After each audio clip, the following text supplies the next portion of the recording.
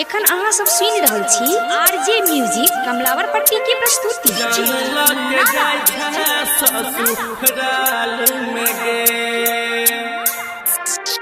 अखन अहाँ सब सुन रहल छी रॉक के स्टार सिंगर कृष्ण कमल के आवाज में झिटकी बजा मधुबन में।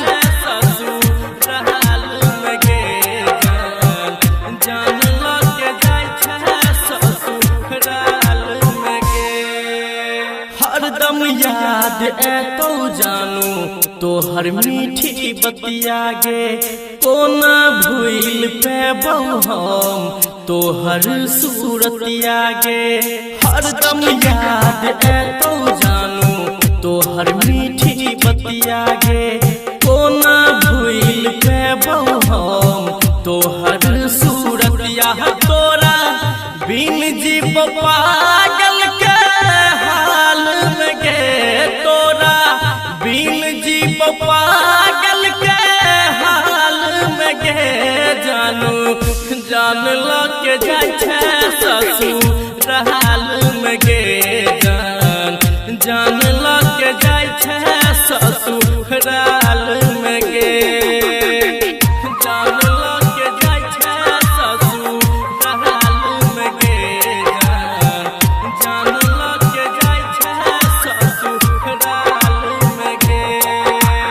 जकरा बिन नहीं रहै छलही ओकरे काना देलही जान से ज्यादा चाहै छलियो तैयो तू भुला देलही तैयो तू भुला देलही। जकरा बिन नहीं रहै छलही ओकरे काना देलही जान से ज्यादा चाहै छलियो तैयो तू भुला देलही। हमरा छोड़ देले दुख के जाल में गे हमरा छोड़ देले दुख के जाल में गे जानू जान लग जाय छै ससुर हाल में गे जान लग जाय छै ससुर हाल में गे जान लग जाय छै ससुर हाल में गे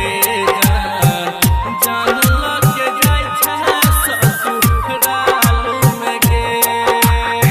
बन जब ही कठोर तू जान लियो मैं हम गे आँख सलोर झारै छियै दिलही ऐसन गाम गे दिलही ऐसन गाम गे।